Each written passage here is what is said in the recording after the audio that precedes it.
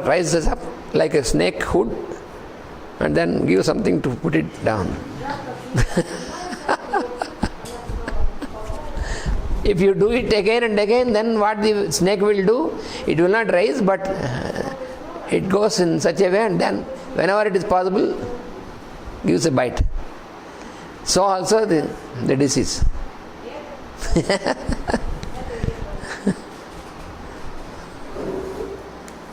So cause and effect, if you know and if you go to the cause, then you will have a permanent solution. Otherwise, it will be only temporary effect. If you want a temporary relief or a permanent relief, sometimes temporary relief is a must. In some times when it is too late for a permanent relief. In homeopathic explanation, when the symptoms disappear totally, then you are helpless. The symptoms will disappear totally only when the vital force is not able to make any reaction. Because symptoms are produced not by disease, by the vital force. This is what is explained by in homeopathic science.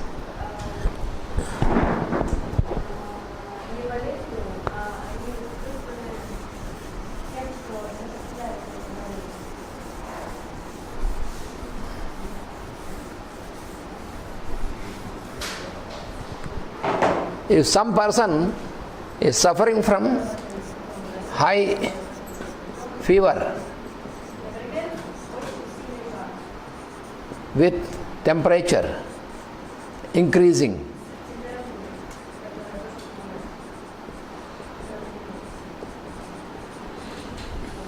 then along with this he has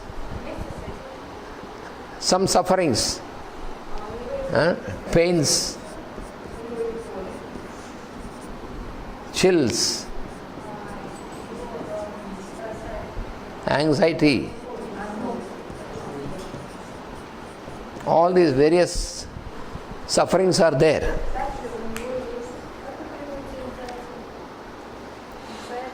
So the patient has his own different type of feelings, his own particular characteristic feelings. So they appear that they are on the physical plane, but they are not on the physical plane. This is not properly understood. Pain is also not physical pain. If you say I have headache, there is nothing there here. It is only located, it is only indicated as a location, but it is felt. The pain is felt by the mind.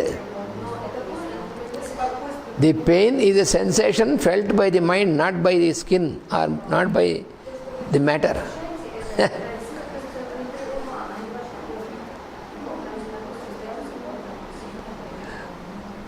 When you give a painkiller, what happens is the painkiller makes a disconnection between your mind and the source of the problem, a disconnection. So it is only temporary relief. So if you give a medicine to suppress the fever, can you say it is a cure?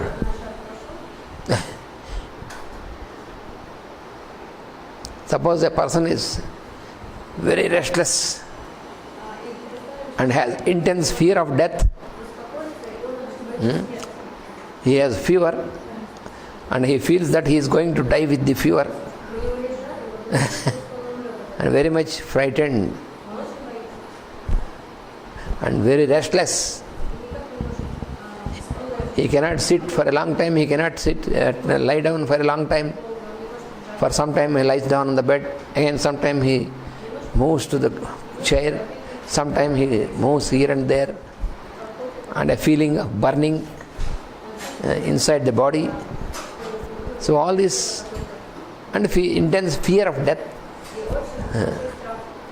when the doctor comes to examine, so he holds the doctor, please doctor, be here, don't leave me.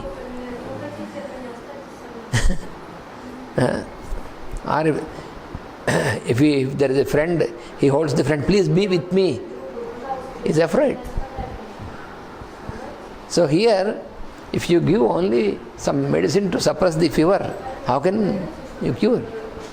All these things are in inside, inner, not anywhere in the inside. Means not in the internal organs. It is not in the organs. It is in the emotional and mental levels. So the healer must know the source, where from it is, how it come. But the doctor, normal doctor, will give a medicine for this. He says your fever is because of infection. What do you mean by infection?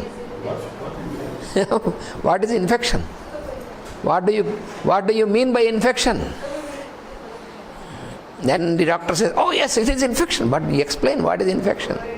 Oh, there is urine infection or blood infection or this and that. Okay, but what is the solution for this? Only to give paracetamol? For that there is no need of a doctor. You can go to the medical shop and purchase paracetamol and take it. Finish. Why should you go to the doctor?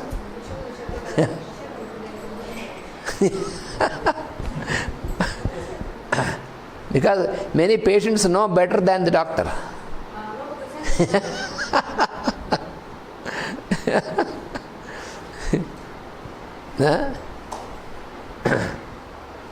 Suppose some person is suffering from chronic headache, like migraine. So he is suffering of migraine for many years. And all these years, in the beginning he used to go to the doctor, and the doctor prescribes the same medicine. Whenever you have pain, take this. And then he goes to another specialist, doctor with more degrees. And then he takes much more fees, but prescribes the same medicine once again.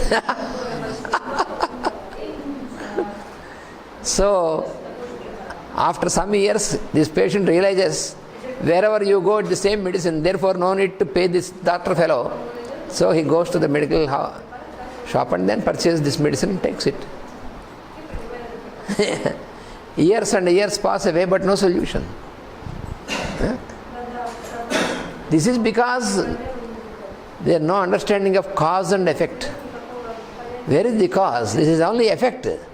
All this is the effect. Where is the cause?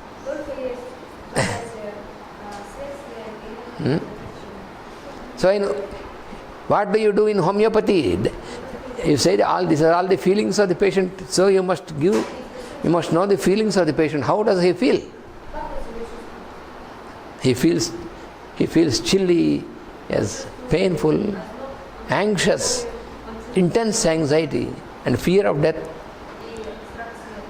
So then when the patient is afraid that he is going to die, if you say, oh, you will not die, don't worry, but he is inner feeling. How can he you should control your feeling of fear of death. It is ridiculous. You must find out if you can have a solution. Homeopathy, yes. For example, a very similar medicine which can create this situation in a healthy person, such medicine is there, which is quite similar to this type of disposition. For example, arsenicum album.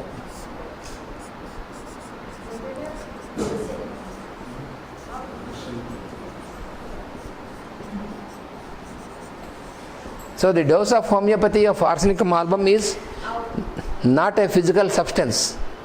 It is just not a physical substance. It is only on the energy level. Because if you give arsenicum album in physical form, then the patient will immediately die. It is deadly poisonous. Arsenic poisoning. So you are not giving on the physical plane. You are giving like a spur of energy. That's all. Just to change the direction. Then then there is no need of paracetamol and these things. In a few hours, first he will be free from fear of death and anxiety, and then after a few hours, then the temperature also by next day it will be normal. So you have to know the cause and effect. You have to go to that level. That is what he says here. Otherwise you are not a healer. The healer should be able to connect cause and effect.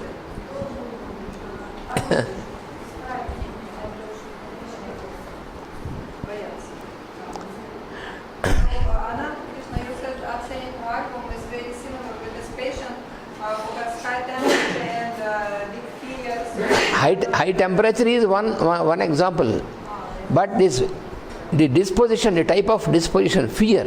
First of all, in arsenic album you have intense fear of death, and there's a big degree of anxiety and restlessness, very restless. These three are very important symptoms. Restlessness, this is an acute condition. This is not about the chronic condition of arsenic album, it is the acute condition of arsenic album, where very easily you can identify an arsenic album patient. When you see the patient, already he'll be so worried, so anxious, something is going to happen, and feels burning, he says. There is a sensation. It is the burning sensation. Not real something is burning, but it is a sensation of burning inside the body. So burning sensation, fear of death, anxiety, restlessness. And he says, I need water. And you give water, only just a little sip, and keeps it away. And again after 5 minutes, again water. He doesn't really drink water, he makes a sip and keeps it away. So repeated thirst for very small quantity of water, very typical. And in such type of conditions in arsenicum album, where there is really intense acute condition, when you enter into the room where the patient is there, you can smell the smell of a dead body, a putrefying smell, a smell of decomposing. Because the tissues in the body of this person are quickly decomposing. Because of this, you can feel the smell.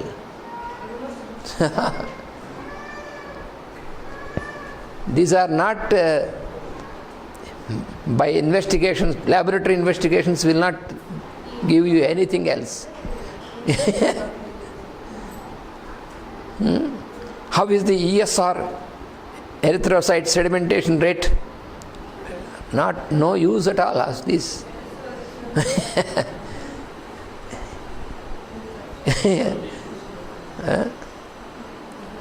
X-ray of the chest, no use. All these things are not seen in those investigations.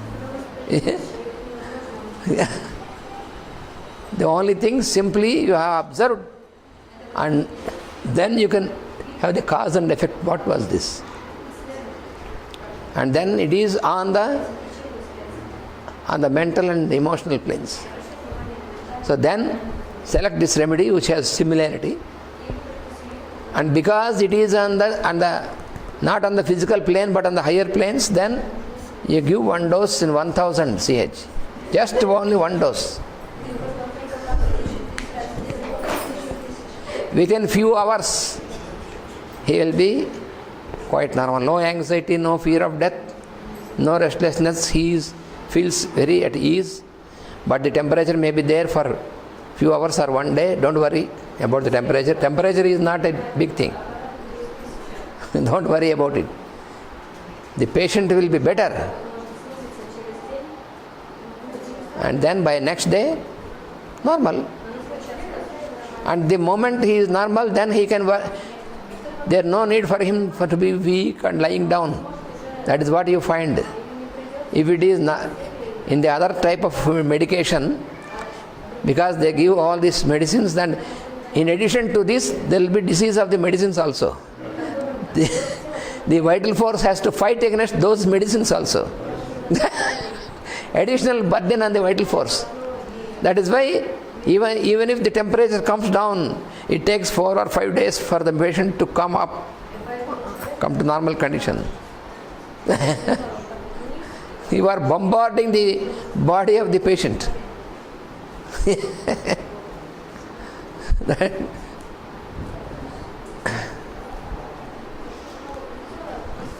I would like to call your attention to those last few words and would emphasize to you the fact.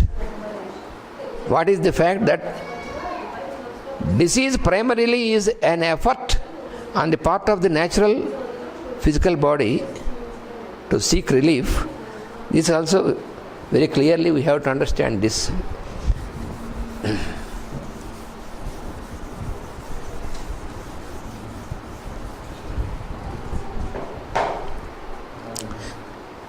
In rule 3, under rule 3,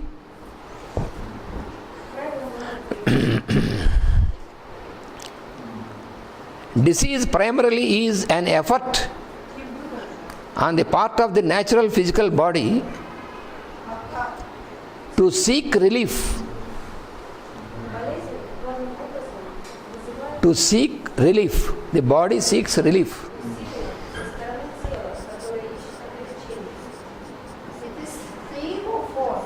Right? 3, rule 3. Because first rule was to define... Rule 3, this is the page. Yeah, this I understand, but There are laws. Law is different and rule is different. Don't confuse. Law or rule.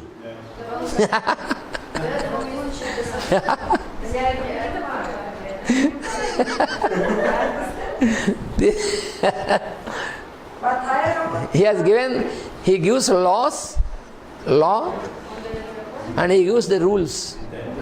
Then the rules. from the beginning of this class, we are speaking Wait. As the other day we were speaking about law, third law. Yeah. And the rules I will tell you. Because this class, we start with the rules, not with the laws. No, wait.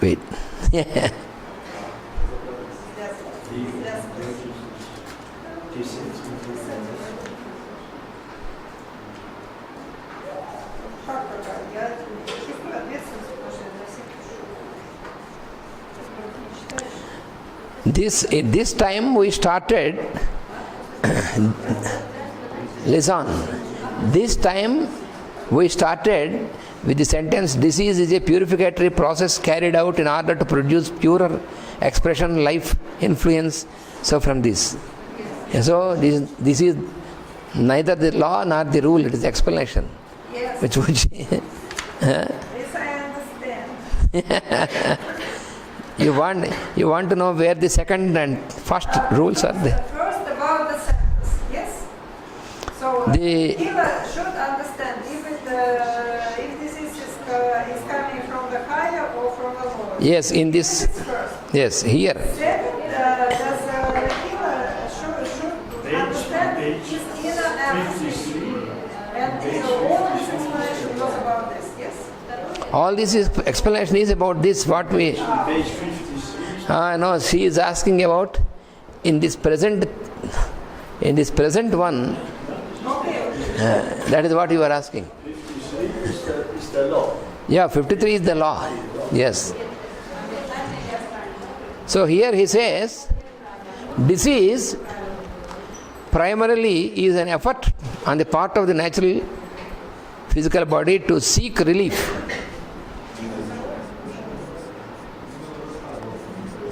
On the physical level, how a disease can be explained on the physical level is, the physical body seeks a relief. That is the first thing.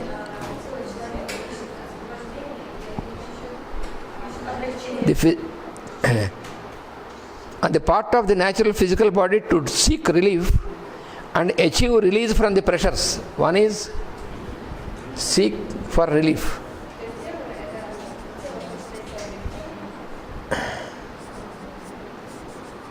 That is one aspect. Another aspect is seeking release, to achieve release from the inner pressure.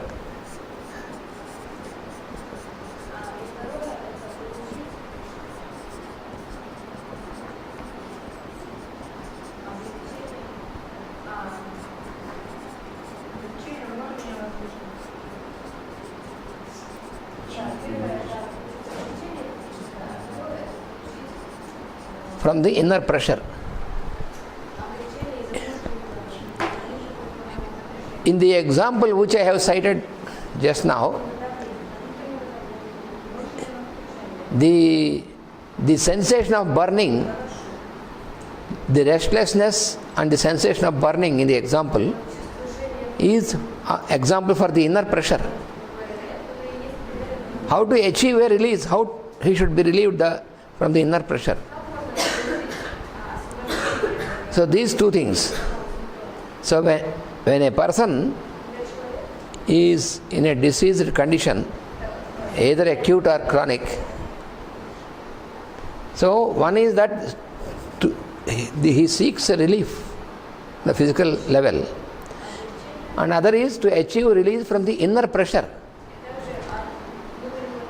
So if it is an acute condition, the inner pressure is momentary, for a short time but very intense.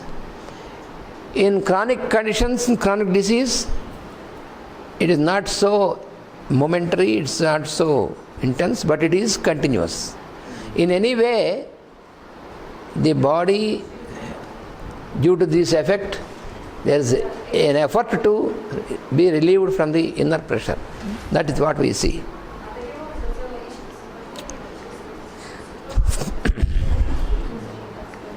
Inner pressures from subjective inhibitions. These inner pressures are subjective, from subjective plane. The inner pressure is from subjective level.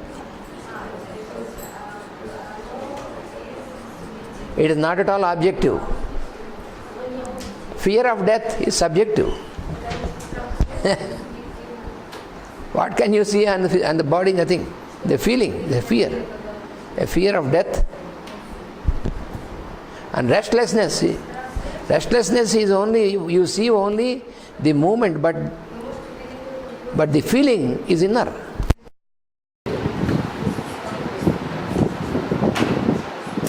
So subjective inhibitions.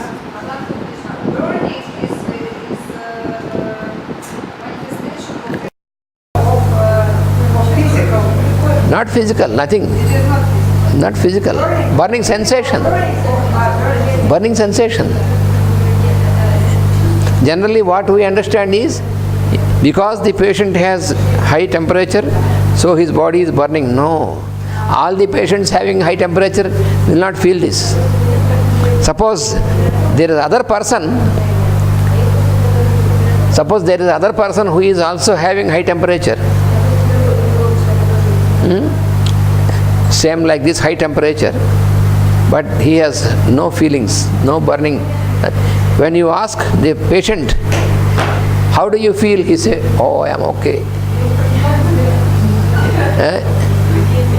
You have to push the patient, say, open your eyes, how are you? You have any pain? No pain. You want to eat something? No. But you see, the temperature is equally high. But in the other person, temperature high, same levels of temperature, but this fellow is making so much, and this fellow always very drowsy and sleepy and sluggish and slow. He says, do you have any discomfort? No. And he'll be always sleepy, drowsy, sleepy. So you cannot give arsenic album. That is different, you see. There is a lot, it's totally different from the inner side. Yeah. Outside is same. He is also having 103 degrees temperature. This fellow is also 103 degrees. And the doctor says, oh, these two fellows are the same infection. That is nonsense.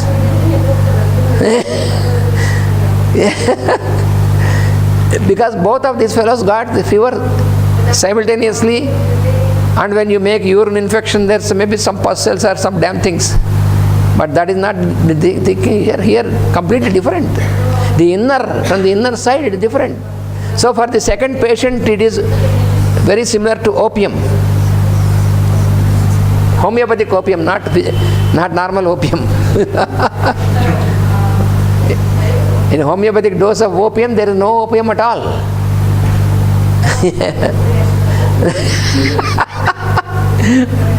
With Rudolph, when we came to Ukraine for the first time, we had this funny experience at the border. I have my homeopathic kit with me.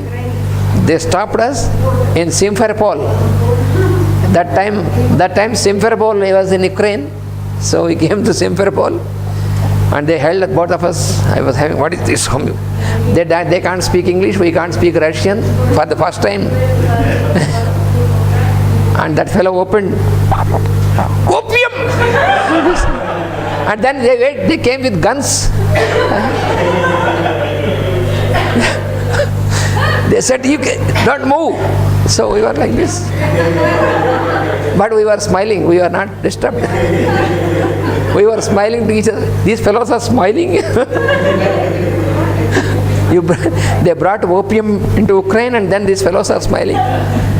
So we had to wait 2 hours. And our translator, teacher, she came, and then we explained her. And then she phoned to the Deputy Prime Minister of Ukraine, who was our chief organizer of this. And then that Deputy Prime Minister of Ukraine phoned to these fellows, you release them, they are our guests.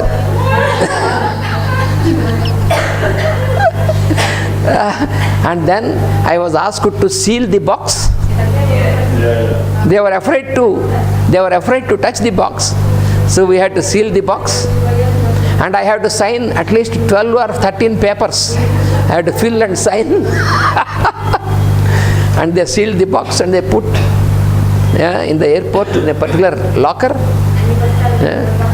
They did not dare to cut, and they asked me to lock. And they gave me a paper and said, when you are leaving, then you show the paper, we will give this to you. They don't let you to take a preview? No. And then when we went there to Simferopol, to Alushta, where the program was, then after 1 week, this Deputy Prime Minister came and greeted us and said, is everything all right? You have any difficulties? We said, everything all right here, but at the entrance of your country we had this. What happened? So I have explained. He felt ashamed, and he called his officers, he gave this paper, said, you go and bring this box from these bloody fellows. It is a shame for us. So these people went to the airport, from there to Simferopol, with the recommendation of the Prime Minister, and then brought the box. And again, while we were going back, the same story again there. So this funny thing. So homeopathic opium, they cannot understand. So this problem is the same even till now, because this time also when we went to Ukraine, they stopped at the border and they took us, me and Gopal, into a room, and a police was there with the gun.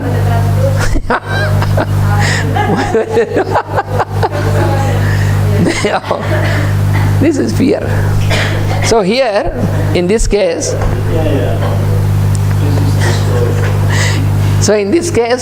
both these patients have the fever, and for the normal doctor, both are having infection, fever and all this.